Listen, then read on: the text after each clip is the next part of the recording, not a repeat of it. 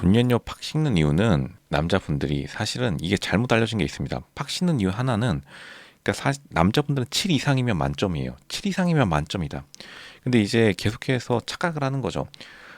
그러니까 이게 여자분들이 생각하는 그 7이 좀 다른 것도 있고, 그러니까 남자분들은 외모에 그렇게 크게 강점을 두지 않아요.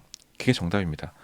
그 여자분들은 사실 주위 여자분들에게 인기가 많은 남자들을 선택하기 때문에 어떻게 보면 다수의 여자분들에게 인기가 있는 남자분들은 사실 외모가 좀 경쟁력이 어느 정도는 있어야지 다수로부터, 그리고 특히나 처음 보는 다수로부터의 호감을 살 수 있는 건 팩트긴 해요. 근데 남자분들은 여자분들과 다르게 자기 눈에 예쁘면 장땡이에요. 이거를 복습하시기 바랍니다.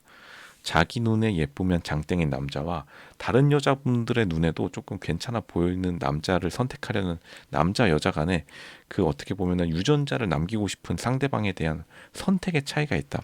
그러니까 사실 남자분들은 존예녀를 봐도 그렇게 뭐 엄청나게 호감이 발생하지 않아요.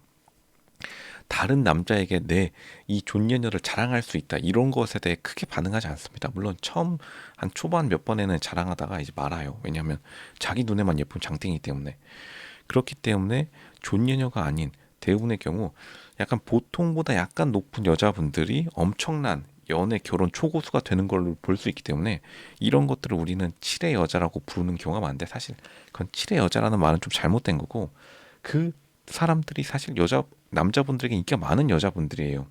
근데 대부분의 사람들이, 특히나 여자분들이 그러한 것들을 이해하지 못해가지고 그런 분들에게 칠의 여자라는 그 어떻게 보면 타이틀을 선물해 줬는데, 당연히 뭐든지 제가 말씀드리잖아요. 남의 한국, 특히 한국뿐만 아니라 해외에서도 그런데 사람들이 모두 남에게 주는 칭찬은 뭐다? 칭찬은 그냥 쓸모없는 거, 그냥 먹다 남겨 버린 뭐 그런 말들만 붙여줍니다. 사실은 정확히 말하면 칠의 여자가 바로 제일 인기가 많은 여자다. 승리한 사람이 승자입니다. 유전자 차가운 연애 시장, 차가운 연애 결혼 시장, 유전자만 남기면 성공한 거예요. 유전자 못 남긴 유전자가 어떻게 말을 하나요? 이야기를 남겨줄 유전자도 없습니다. 5천 년부터 공룡 시절부터 우리가 내려온 거예요. 왜냐? 살아남았기 때문에. 그 존예녀라 하더라도 유전자를 못 남기면 이제 여기서부터는 조금 곤란해지는 겁니다. 물론 이제 주변 친척들이 남기면 괜찮긴 한데, 그만큼 존예녀라고 해가지고 엄청난 우위를 가지고 있는 게 아니다. 근데 그런 것들을 사실 잘 알고 있기 때문에 존예녀 분들도 오히려 오히려 존예녀 분들이 이런 걸 더 잘 알고 있어서 당연히 까여본 경험이 더 많아서 더 열심히 해서 연애 결혼에 이미 고수가 됐는데, 이제 사람들은 이런 걸 보고 그냥 단순히 예쁘니까 잘하는 거겠지 이렇게 오해하는 경우도 있다. 오히려 존예녀가 오히려 이런 것들을 더 일찍 알아채는 경우가 많기 때문에.